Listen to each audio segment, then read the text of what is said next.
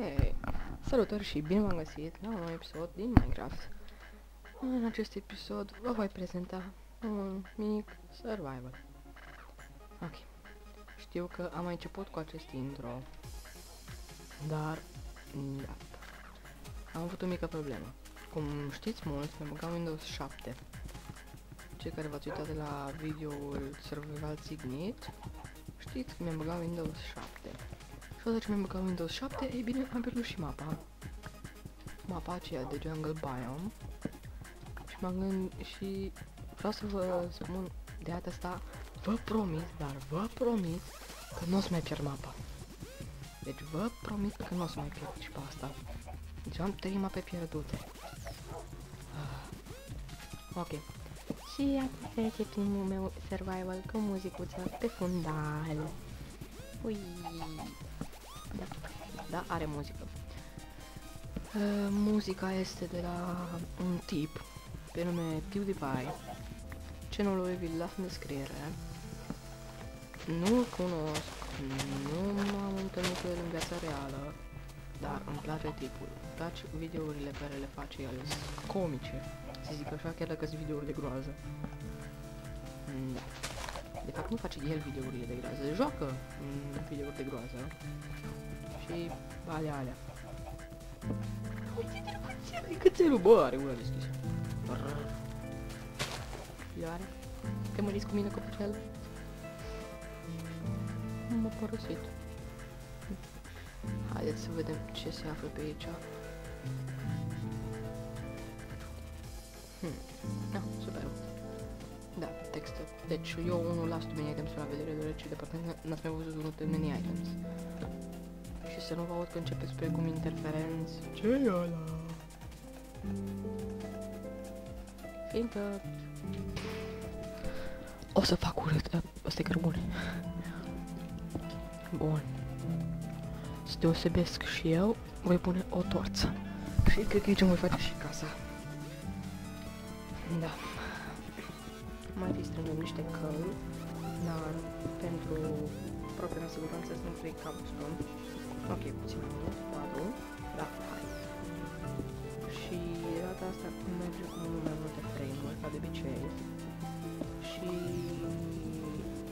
da, nu mai am nimic ca să spun altceva decât să dau muzică mai încet. Bun. Am dat-o mai încet, deoarece mă enerva. Deci, pentru a survivali în prima noapte, așa frumos, ca să supraviețuiți, trebuie mai întâi să găsiți o peșteră și să găsiți cărbune în ea. După ce ați găsit cărbune, îl luați și vă vedeți de treabă, că după aia nu vă mai trebuie nimic dacă aveți cărbune.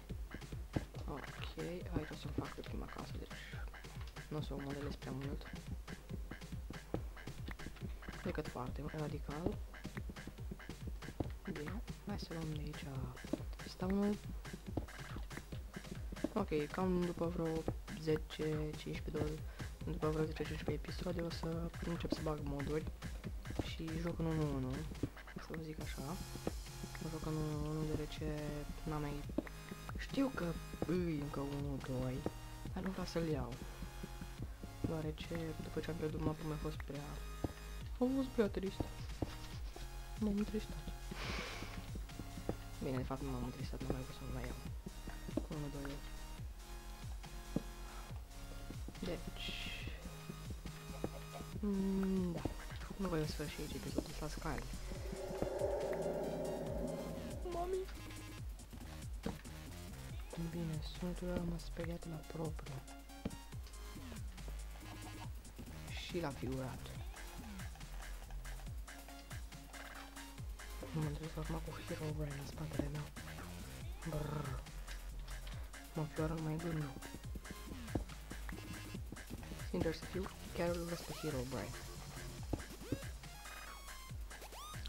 Atât am spus, I hate you, Herobrine. Bă, dacă mă apare în spatele meu, me too. Ar fi prea sec asta. Și prima noastră căsuță. Astea frumoase. Deci e camera de zi. Ce scubie camera de zi, asta e bucătăria, sauna, piscina, E locul cățelului, e locul copilului, e locul soției, e locul meu, patul de... Nu contează, doar pedoul, garajul, cimitirul și ieșirea. Frumoasă casa, nu? Da, știu, da. Bine, ce voi face aici? Voi pune farnețuri. Ok, nu merg farnețuri, voi pune un chest. Puf, puf, puf, puf, puf, puf, puf, puf, puf, puf, puf, puf, puf, puf, puf. Deci, o să fac și în episodul ăsta exact la fel. Până nu găsesc undeva mai multe episoade. O să, sincer să fiu, o să-mi am unul. Stați puțin, să văd doar ceva. Skype tâmpit, deci mereu uiți tâmpit. Bine. Și e posibil să încep o serie de Amnesia cu facecam. Dar acest episod va fi doar cu muzică pe final.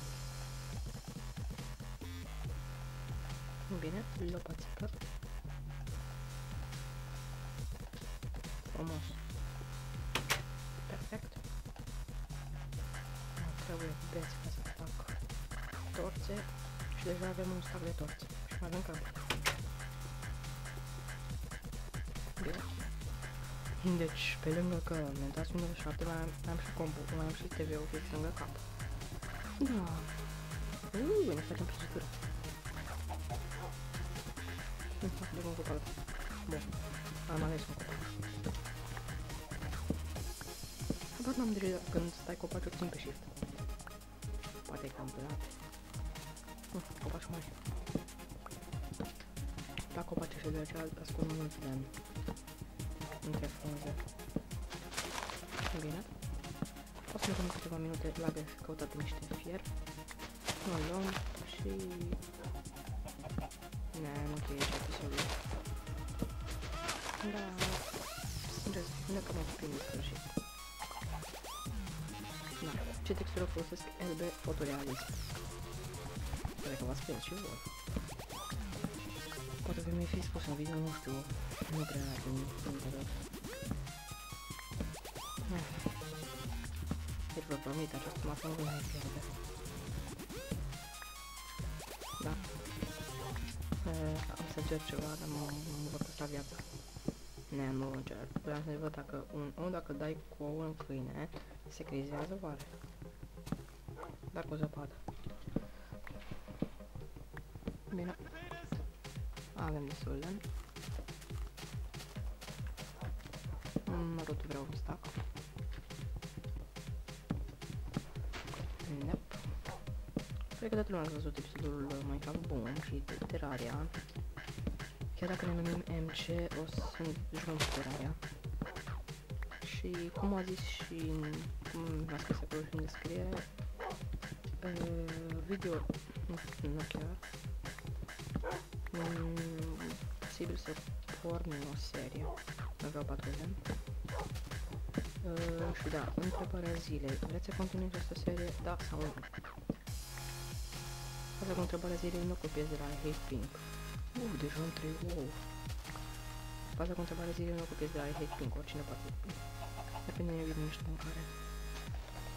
Lasă-mă băstă, mă. Întrebarea zilei poate să pună oricine. Și nu înseamnă că nu înseamnă că la copiez. Bine, cred că și voi trebuie să facem mod. Ok, deci... Aici o să mă fac mai prețioase și am găsit de iron.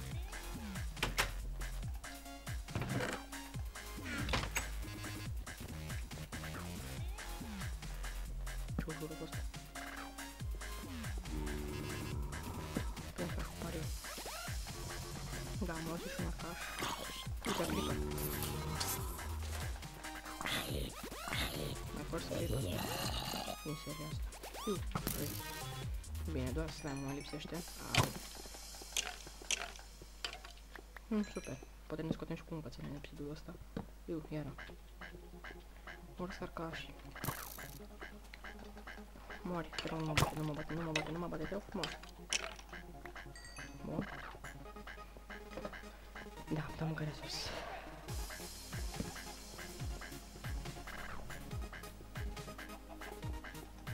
Mi-a fost cam tăcut partea asta.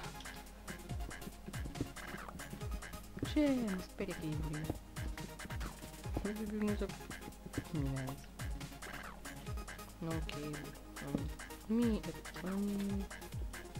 Mine de alea lungi în jos, așa cum te duci la survival ți-i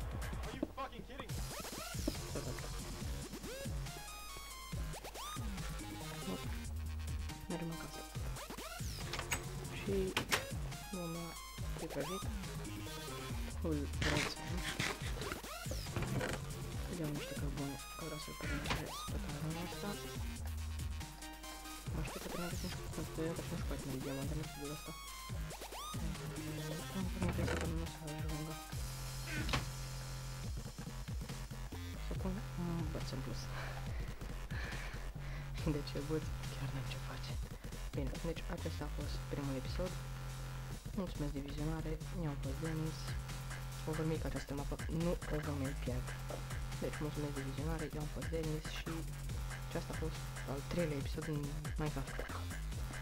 Mulțumesc și la revedere!